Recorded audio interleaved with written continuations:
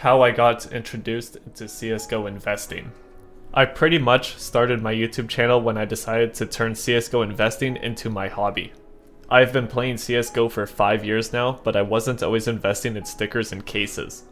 When I first started playing CS, I was 13, almost 14, so my concept of money and the market didn't exist.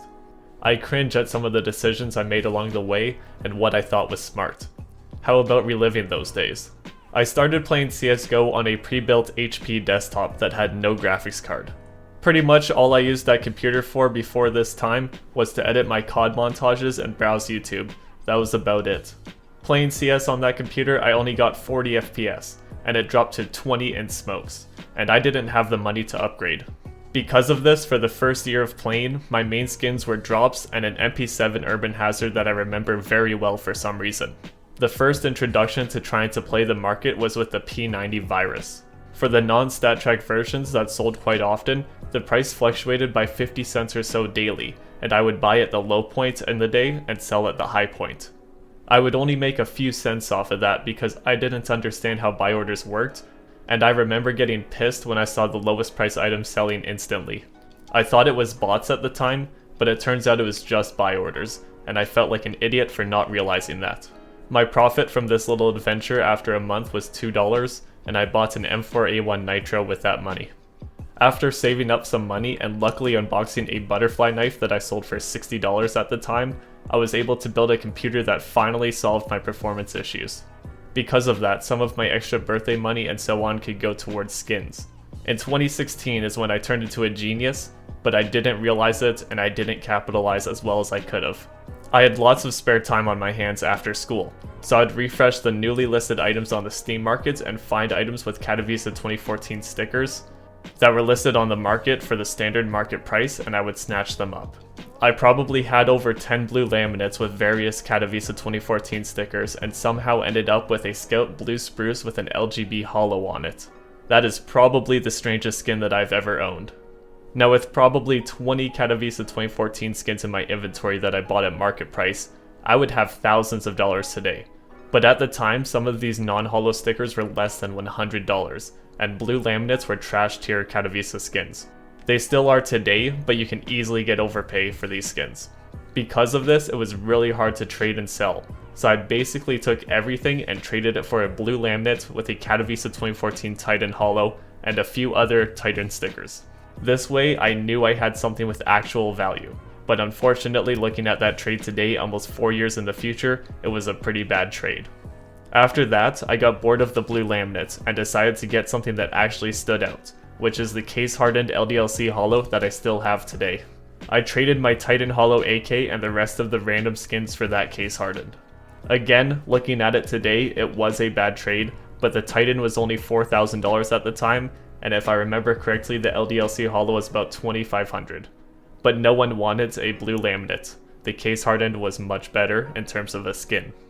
And that pretty much concludes my Katowice 2014 adventure, as going into 2017, almost no one was listing these items for the market price anymore.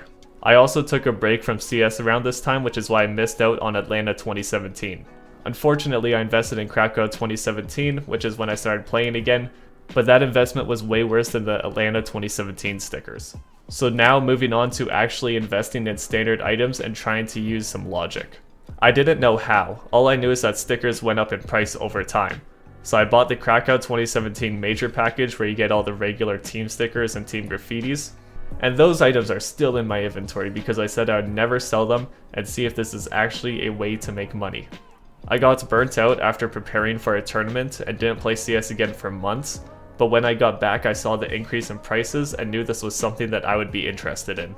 I landed my job in 2017, and by the time London 2018 came around, I had enough money to properly experiment with these things.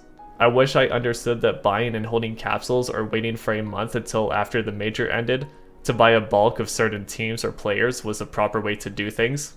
Unfortunately, I just bought and opened capsules like I always did, but instead of selling them right away and buying skins, I held on to everything. Now again, in 2018, I got burnt out again preparing for that same tournament. With Boston 2018, I bought the major package and that was it.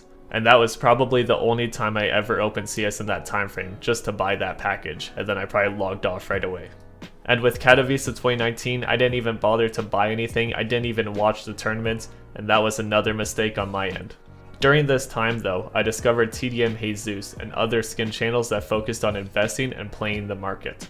This is what got me into the investing scene, as you could say. It showed me how to effectively invest in the CS market. The end of 2018 going into 2019 is basically what created what you see today. After I regained some hunger to play CS, I started buying a little bit of everything. Player stickers, cases, old skins, team stickers, community capsule stickers, pretty much everything that I thought might make sense.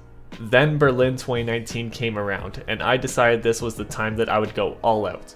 I had $500 set aside for buying autograph and team capsules, but then the Reddit posts and YouTube videos came out. The Berlin 2019 major did not have good stickers, and was heavily overinvested in. The investments would be unsuccessful and there was no point in stocking up on these. Because of that, for another year I opened capsules for fun and didn't hold on to any.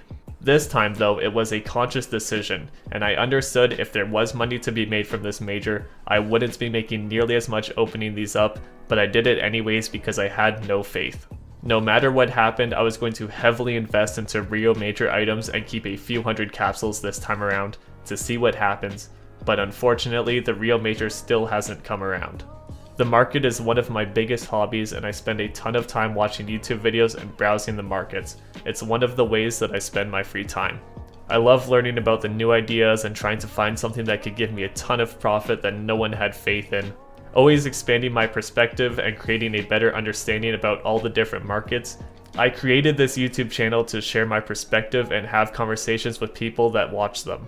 The investment challenge I'm currently doing has shown me what some of you consider the best investment at the time, and it has been very interesting seeing the variation between the choices. Basically what I'm saying is thank you.